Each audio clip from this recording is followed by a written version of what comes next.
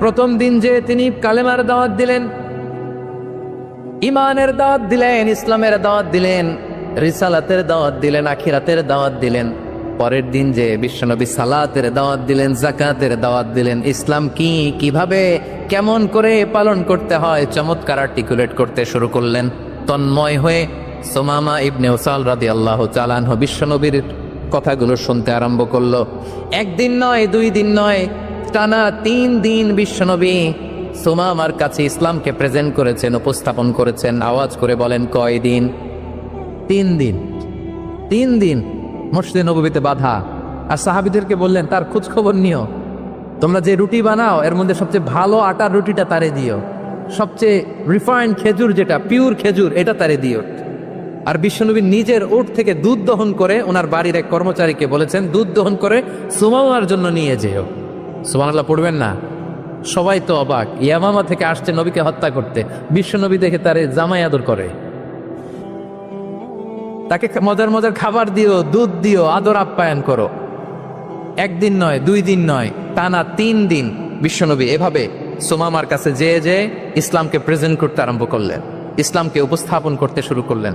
আর তাকে চমৎকার এন্টারটেইনমেন্ট আপ্যায়ন দিতে আরম্ভ করলেন। টানা 3 দিন যখন ইসলামের দ্য বিউটিজ অফ ইসলাম, ইসলামের সুমহান বাণী, সৌন্দর্য তার কাছে উপস্থাপন শেষ, তাকে আপ্যায়ন শেষ, বিশ্বনবী বললেন সাহাবীদেরকে, যাও এবার সুমামার হাতের পায়ের রশি দুটো খুলে দাও। তারা বললেন, ইয়া রাসূলুল্লাহ, কি বলেন আপনি? ও তো হত্যাকারী, সুযোগ পায় নাই, আপনারে মারতে পারে নাই, ছেড়ে দিলে আবারও আপনার উপর তলোয়ার নিয়ে ঝাঁপিয়ে পড়বে। নবী, এই সিদ্ধান্ত আপনি নিতে যাবেন না। বিশ্বনবী বললেন, যেটা বলেছি সেটা করো, সুমামার রশিগুলো ছেড়ে দাও, সুমামার হাতে পায়ের রশিগুলো যে তোমরা খুলে দাও। সাহাবারা তর্ক জুড়ে দিলেন, লা ইয়া রাসূলুল্লাহ, এমনটা করবেন না, তো ভয়ঙ্কর ভয়ঙ্কর খুনি, কি জানি কি হয়ে যায়। বিশ্বনবী বললেন, না, তার হাতে পায়ের রশিগুলো খুলে দাও। সাহাবারা বিশ্বনবীর কথা মতো তার হাতে পায়ের রশিগুলো খুলে দিল। সুমামা মুহূর্তের মধ্যে মসজিদে নববী থেকে বের হয়ে ইয়ামামায় ফিরে না যে মসজিদে নববীর পাশে একটা খেজুর বাগান ছিল, সেখানে চলে গেলেন।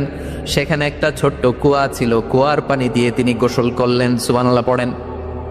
কুয়ার পানি দিয়ে গোসল করে মসজিদে নববীর সামনে এসে বিশ্বনবী এবং সাহাবাদের সামনে দাঁড়িয়ে সাব্বাবা উঁচু করে বললেন, আশহাদু আল্লা ইলাহা ইল্লাল্লাহ ওয়া আশহাদু আন্না মুহাম্মাদান আবদুহু ওয়া রাসূলুহু। আল্লাহু আকবার।